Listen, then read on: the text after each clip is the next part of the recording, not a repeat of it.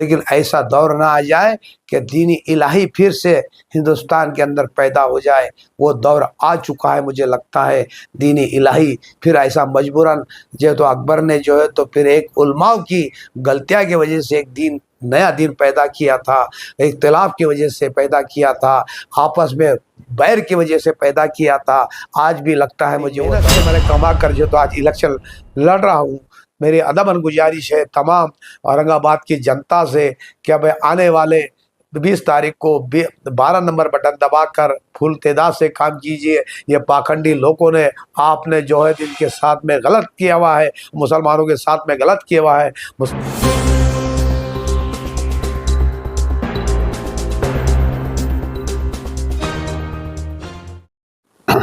प्रधान साहब, मार्केट में ऐसी बातें चल रही है कि दो ही लोगों का चर्चा चालू है कि भाई कुछ जो लोग बोल रहे हैं कि इम्तियाज जलील को सपोर्ट करो, कुछ लोग बोल रहे हैं कि गफ्फार कादरी को सपोर्ट करो, लेकिन इसके अंदर दूसरे जो लोग खड़े वाले उनका कई लोग कुछ ये नहीं बोल रहे क्योंकि जैसे ऑर्डर आ रहे वो हिसाब से वो काम कर रहे हैं। आप क्या है इसके बारे में? देखो, सबसे पहले मैं तो ये कहना चाहूँगा, क्या ऐसा लगता है कि अकबरी इलाही का दौर आज फिर से पैदा हो गया?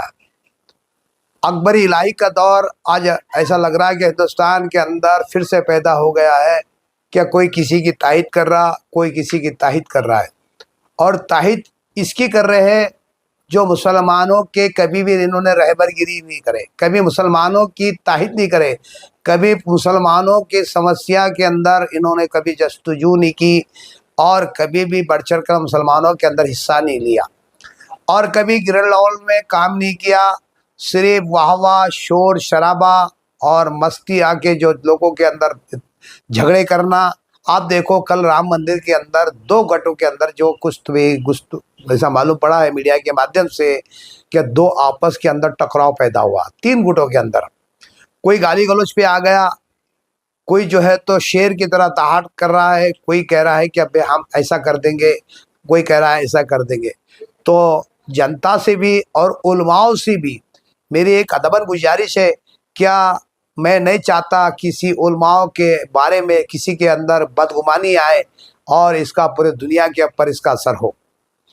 अब देखो, कोई उलमाए इकराम डॉक्टर गफ्फार कादरी की तायद कर रहे हैं, कुछ उलमाए इकराम जो है तो इम्तियाज जलील की तायद कर रहे हैं। तो मैं उलमाए इकराम से पूछना चाहता हूँ कि औरंगाबाद में क्या सिर्फ 2 ही मुसलमान हैं? सिर्फ 2 ही मुसलमान हैं जिसकी आप तायद कर रहे हैं?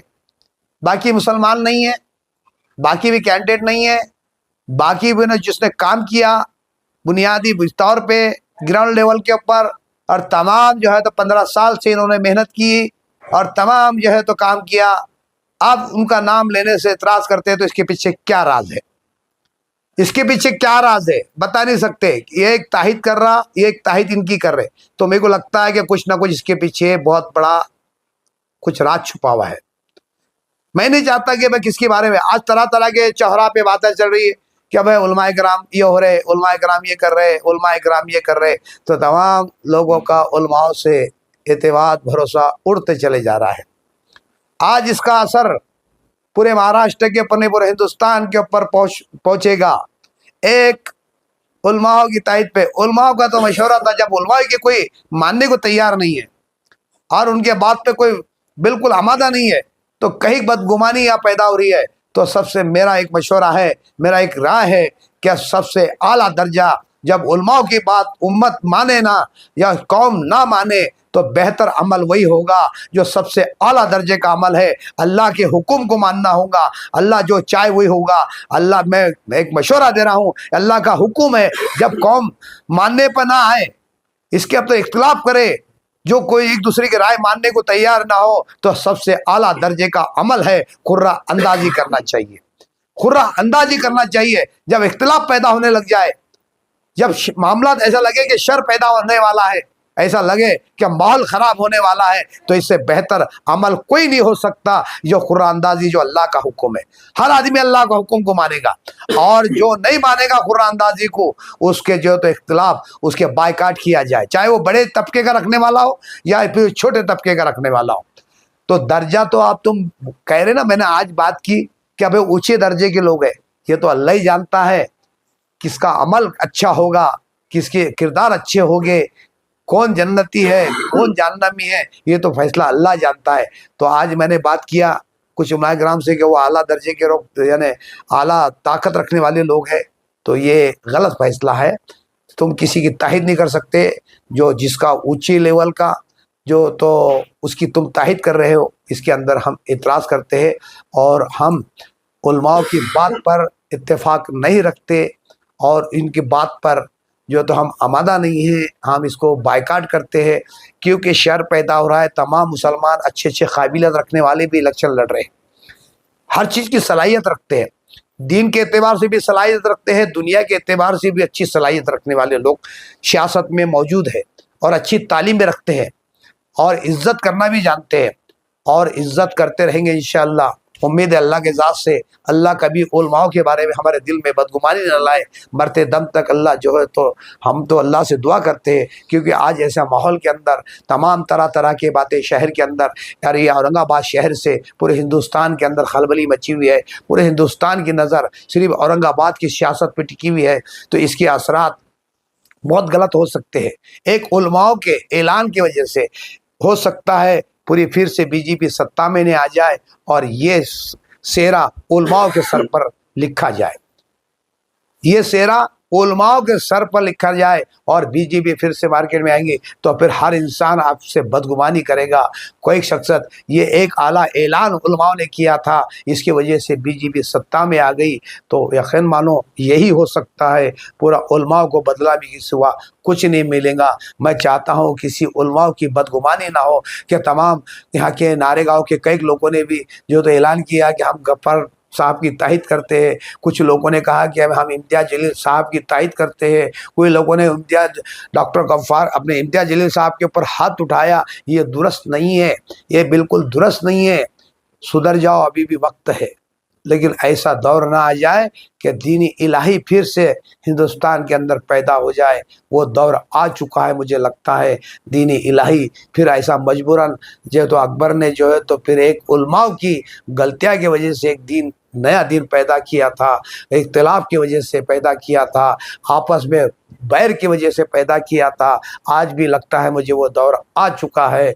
मेरे भाइयों, मेरे जितने भी औरंगाबाद के मुसलमान समझदार काबिलियत किसी के बारे में बदगुमानी न लाए, फिर आप फैसला खुद कर सकते हैं, खुद वोट करने का आपका अधिकार है। किसी के कहने पर, किसी के ऊपर कोई बोल रहा है कि इसको वोट डालो, आप जनता देखो बौखलाई गई है, जनता कंफ्यूजन हो गई है, जनता सोचने पे मजबूर हो गई कि अब हम वोट करें तो किसको करें, वोट करें तो किसको। ये सिर्फ महज उलमाओं के आला ऐलान की वजह से, ये सिर्फ उलमाओं के आला ऐलान की वजह से कि हम वोट करें तो किसको करें, ये जनता के अंदर मामला बहुत गरमाया हुआ है, शहर में गरमाया हुआ है। और इसकी नज़र पूरे हिंदुस्तान की जनता की, पूरे औरंगाबाद की सियासत पे टिकी हुई है।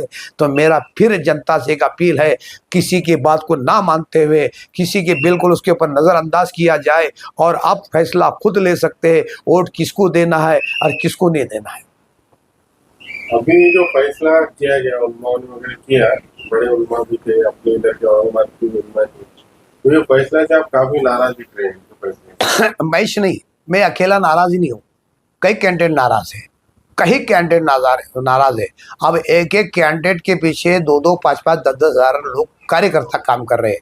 जैसा मेरे पास भी 1000 लोग काम कर रहे हैं, और 1000 के पीछे और 1000 पकड़ लो आप, 1000 के पीछे 1000 पकड़ लो। एक फैमिली के अंदर 3-4 लोग होते हैं, यानी 3-4 हज़ार लोग, और कैंडिडेट के पीछे 2500 लोग काम कर रहे हैं, किसके पास 100 कर रहे हैं, किसके पास 50 कर रहे हैं, किसके पास 10 काम कर रहे हैं। उनके कैंडिडेट के हिसाब से लगाया जाए तो ये उलमाओं के बयान से बिल्कुल सहमत नहीं है। अब इनके अंदर बदगुमानी, नाराज़गी पैदा हो रही है कि अब उलमाओं ने फैसला गलत किया है। आप बताओ, ये 2 धनवान पैसे वाले लोग हैं, ये 2 ही लोग हैं यहाँ पे, समझे, ज़्यादा पैसे लाने वाले, जो ज़्यादा पैसा खर्चा करने वाले, हाँ, ज़्यादा पैसा खर्चा करने वाले 2 ही लोग हैं। तो उलमा इकराम उनके पीछे चल जाएंगे। हाँ, जैसा बादशाह अकबर के बादशाह के ऊपर जो तहत में कई उलमा इकराम चले गए थे, हाँ, कई उलमा चले, तो आज वही दौर आ गया। तो ये समझ लो, ये 2 अकबर बादशाह पैदा औरंगाबाद के अंदर हो गए और उलमा इकराम उनके ताहिद में चले गए, क्योंकि वो दौलतमंद है, दौलतमंद है। अब उलमा को अच्छा कौन, बुरा कौन, सलाहियत का रखने वाला कौन, अच्छे अखलाक का रखने वाला कौन, कौम के अंदर हमदर्द कौन, मुसलमानों के अंदर हमदर्दी करने वाला कौन, कौम के लिए आगे दौड़ने वाला कौन, ये समझ में नहीं आ रहा। तो फिर इसमें क्या समझ में आता? समझ में आ रहा है कि उलमा इकराम जिसके पास ज़्यादा दौलत है उसकी ताहीद करेंगे, उसके फेवर में बोलेंगे, क्योंकि ये मालदार है, दौलतमंद है, शोहरत रखने वाले हैं, लेकिन काबिलियत रखने वाले नहीं है, लेकिन काबिलियत रखने वाले नहीं है। इनके अंदर वो सलाहियत नहीं है जो कौम के लिए हर वक्त काम करे, जो कौम के लिए जुस्तजू करे, ग्राउंड लेवल पर काम करे, जब कौम के लिए दौड़ते जाए, ये सारे समाज को लेकर चले, ये इनके अंदर वो सलाहियत नहीं है तो सिर्फ दौलतमंद है। दौलतमंद की जो, तो ये समझ में आ रहा, जिसके पास ज़्यादा दौलत है, मौलाना हमारे उलमा इकराम उसकी ही ताहीद करेंगे, उसके फेवर में जाएंगे, गरीब की ताहीद में कभी नहीं जाएंगे, गरीब की हिमायत कभी नहीं करेंगे। अच्छा कौन है, बुरा कौन है, इसकी हिमायत नहीं करेंगे, सिर्फ हिमायत करेंगे तो सिर्फ दौलतमंद की करेंगे। ये समझ में आ रहा, सिर्फ पैसा दौलत ही समझ में आ रहा। जिसके पास दौलत है उसकी हिमायत कर दो, जिसके पास दौलत है उसकी हिमायत कर दो, यह गलत बात है। लेकिन उलमा इकराम से भी मेरी अदबन गुजारिश है, जिसके अंदर जुस्तजू काम करने की तड़प है, जिसके अंदर जो मुसलमानों को लेकर चलने की तड़प है, जिसके अंदर उलमाओं की मोहब्बत करने की तड़प है, जिसके अंदर कौम को लेकर चलने की काबिलियत है, उसकी हिमायत आप करते नहीं हो। करते हो हिमायत तो सिर्फ दौलत को देखकर, सिर्फ दौलत को देखकर, क्योंकि दौलत इनके पास है।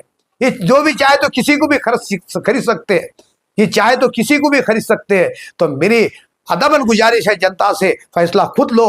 क्यों? क्योंकि इन्होंने जो फैसला किया सिर्फ दौलतमंद के लिए किया, गरीब की हिमायत में इन्होंने बिल्कुल बात नहीं करी। इनको गरीब चाहिए नहीं, उलमा को भी गरीब बिल्कुल नहीं चाहिए, इनको चाहिए तो सिर्फ दौलतमंद, सिर्फ दौलतमंद। आज का प्रचार का आखिरी दिन है, तो पूर्व से जो है ऐसा लग रहा है जैसा कि यहाँ पे बहुत बड़ा वार चल रहा है।